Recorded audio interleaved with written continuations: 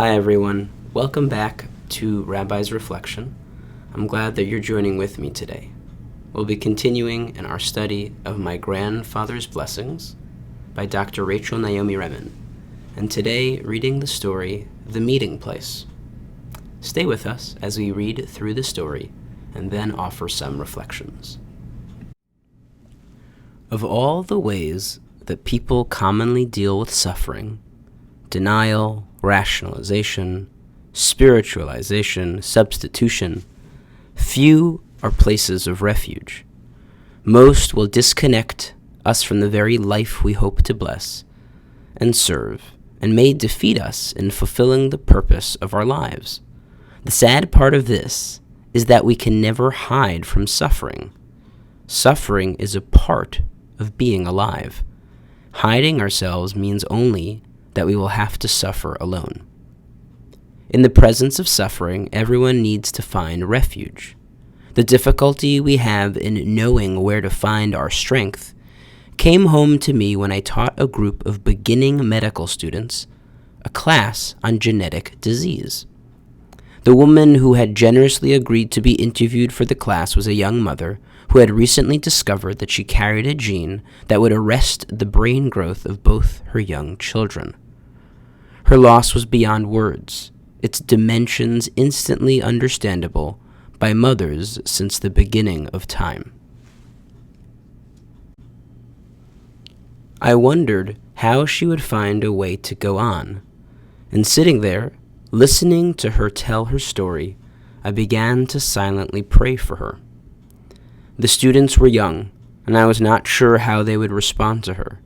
Immediately after she left the room, there was, in fact, a moment of silence when something genuine, intimate, and profoundly human was in our midst. Sadly, it disappeared as the students rushed to a discussion of the disease entity that had caused this tragedy. For the next half hour, they analyzed, labeled, and shared research, data, and vast amounts of information about mental retardation. Slowly, I began to understand that the suffering we had witnessed had far exceeded the life experience in the room. No one had yet accumulated the wisdom to respond to it or the strength to be present for it. Confronted by something so vast and so impervious to all medical expertise, the students were struggling to contain it by understanding its pathology. They had sought refuge from suffering in their science. But life does not work that way. Science is not a place of refuge. It cannot protect us from suffering. Hiding from suffering only makes us more afraid. Suffering is all around us. We may have friends and family who have lost a breast to cancer, or who have AIDS or Alzheimer's. And no matter how young we are, we may have friends and family who die. It was a very short time ago that only those with a professional degree became intimately involved with such things, and almost everyone who died in a hospital, No longer. Suffering has escaped from hospitals and institutions and met us in our own living rooms. We avoid suffering only at the great cost of distancing ourselves from life.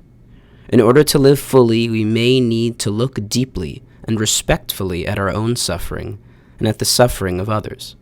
In the depths of every wound we have survived is the strength we need to live.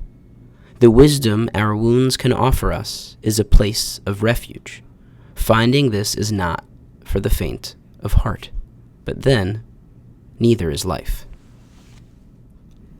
So in today's story, Dr. Remen asks us to think about a question that we, probably each of us, either personally, we have intimate experiences with. How do we deal with suffering? How do we come into contact? How do we respond to something that is so painful and so awful? Is there a place that we can find refuge amidst the suffering that we might feel or we might experience for others? Where do we find strength in suffering? And I think what she points out, which is something that some of us might be aware of, and even if we are aware of, we might not realize how often we do it, is that we don't allow ourselves to come into direct contact with suffering.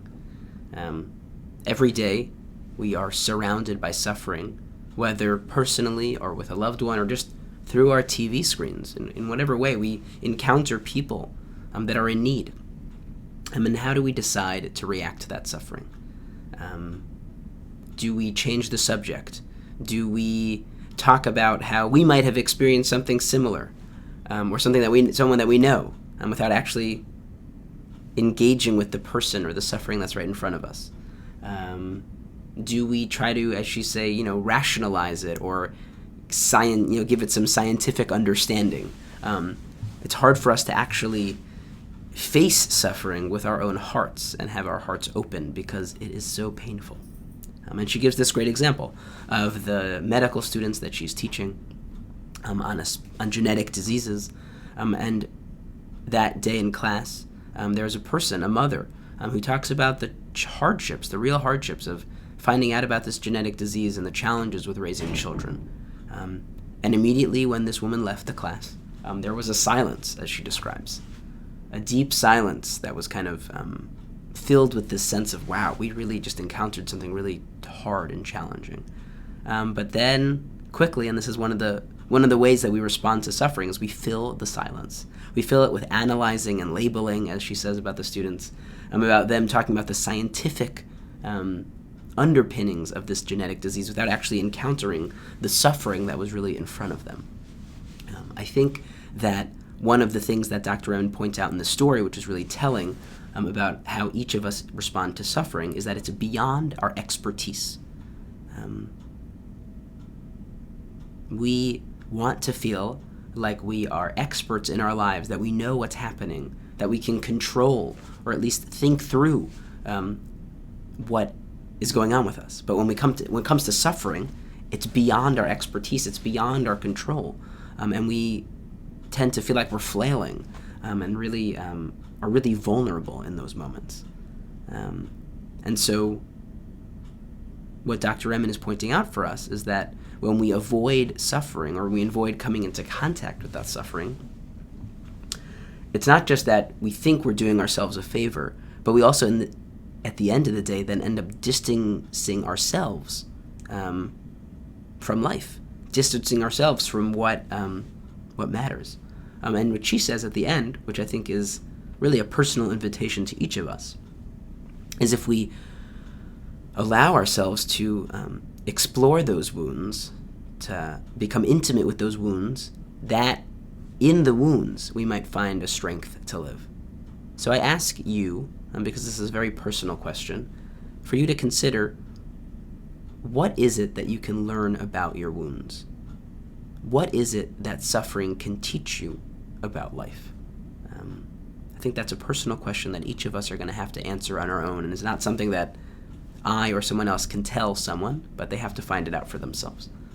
So that's what I hope that you reflect on today and in the coming week, and I hope to see you soon.